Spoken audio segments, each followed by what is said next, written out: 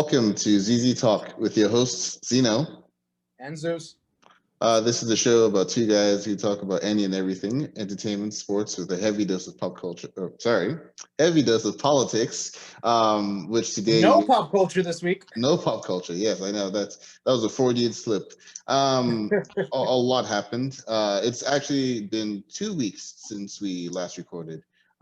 Since then, Christmas has happened, and New Year's, and today is the 7th of January. For you history buffs, probably know that it's the day after some big event in history. So that's what big event? We'll get to it. Oh, okay. Yeah, that was a tease. Okay. So before we get to all of that, Zeus, how have you been? How's your New Year? My New Year was good. So far, my week has also been good. Better than the country's, I guess. So week's been good. New Year's was good. Christmas was good. I got some Falcons jersey, number 45, Deion Jones. Mm-hmm. And then so good presents. We had a good time, the kids, the wife, and all that good stuff. And the New Year's again was pretty good. Wife was working that night, but wife has seniority, so she gets to choose which holiday she wants. Kind of finagle which holiday. So she works New Year's because she's like that way she could spend Christmas Eve. Because do y'all celebrate on Christmas Day or on Christmas Eve? We celebrate on Christmas Day, but I know that I think is it Mexican culture or Hispanic culture? Actually, for the longest time I thought it was just Mexican culture, but I think it just depends on the Latino culture because my wife's family celebrates it on Christmas Eve too. Only thing they don't do is, which is what I know my family did growing up, which is on Christmas Eve at midnight. So Christmas Day itself, you open presents, but most of her family tends to want to open them in the morning during brunch. But considering I come from a Mexican household, you're hungover on Christmas morning, so you're not getting up to eat brunch. Funny thing, what you just described about waiting until midnight to then open presents, that's actually what we used to do when we were younger. Maybe we're Mexican. I've always felt like you were. I felt like you were just a little bit. Mine was good. Obviously it's a different Christmas from yours because you do have young kids and all that stuff. Yeah.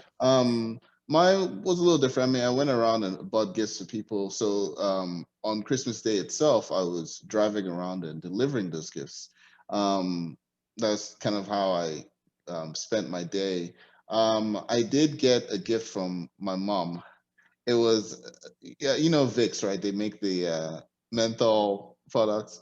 So my mom. Did she give you some vapor rub? No. She gave me this thing it's like a steamer, and you put your nose in it and like it steams, and then it like gets you can also put like a Vicks like pad in it, so it's like menthol scent, and it goes right that into is your nose. Such a mom gift. Yeah, no, but that's the thing though, I really appreciate it.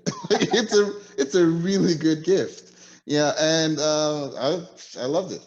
So it's funny, I once made fun of my wife's aunt because to give everybody a present, she went to like Macy's or something like that and bought like I guess the $3 towels. Mm-hmm. And gave everybody a towel.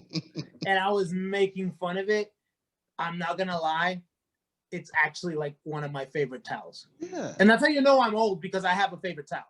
It's one of my favorite towels. Yeah. And then another thing that I got was this big old jug. So if you guys could see, because what I was doing is I was trying to make sure to drink water, but Zeno occasionally works from home, and actually you permanently work from home right now, right? Yeah. But I work from home. So, but I kept getting tired of going to the kitchen to go get water, and so I started like the big old orange juice jugs. I was just refilling them with water. That's what I did. And then the wife, being the wife, was like, "No, we're gonna do it. We're gonna do it for real." She gave me this big thing, and then it has get you a proper jug. It has like good morning, hydrate, filling it, don't give up, almost finished. So, anyways, so if y'all see me sipping this big old monster. Is that the daily recommended amount, like that size? I don't think so. I actually think this is much bigger because this is 116 ounces. I don't think that's the full day. I think the full day, if I'm not mistaken, eight glasses a day is what's been recommended. What's in a That's glass? 64. 16? Oh, eight. There's 8 ounces in a glass. That's what I always thought. So 64 then. Yeah, 8 times 8. Yeah, I would think so. Let me check. How many ounces? You know, we haven't done corrections in a while, so maybe that'll be one. But I do know the 8 glasses thing. I just don't know how many ounces in the glass. Yeah, I think oh no, actually, it's supposed to be 100. No, 16 ounces. 13 cups. So 101 ounces. So it's still too big.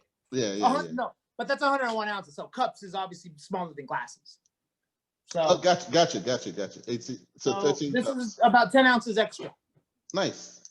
That's a lot of water. That's good. I mean, you fill it up at the beginning of the day, and then you know that. Okay. No, I fill it up. No, sir. I fill it up at the end of the night. That way, in the morning, it's nice and cold out of my refrigerator. Oh, okay. Dope. So, do you do anything for New Year's Day, New Year's Eve?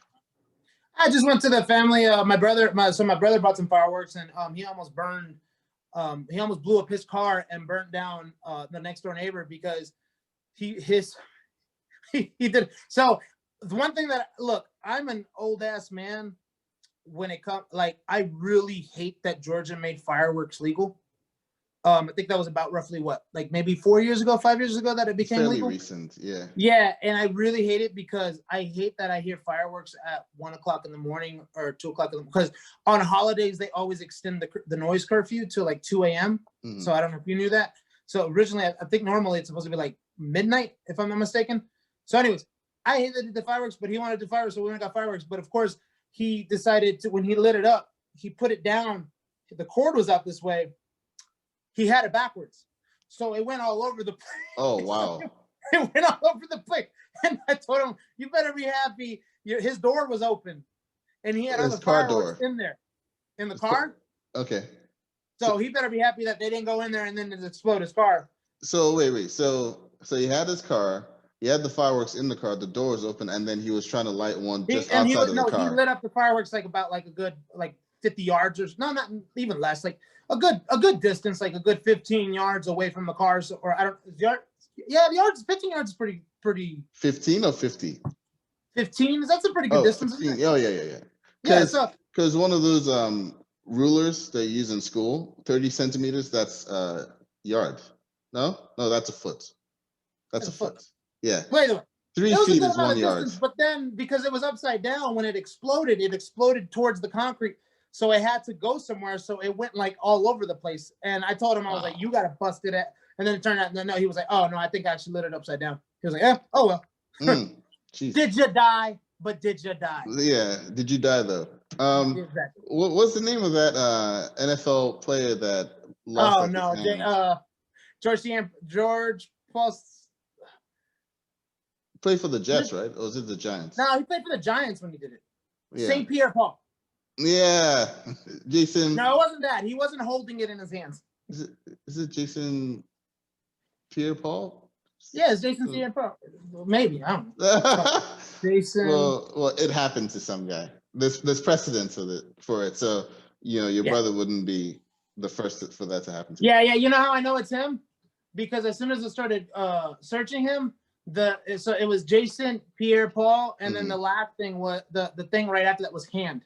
Dang. So yeah, I've seen it before. I don't care to see that again. That's his legacy, unfortunately. Right.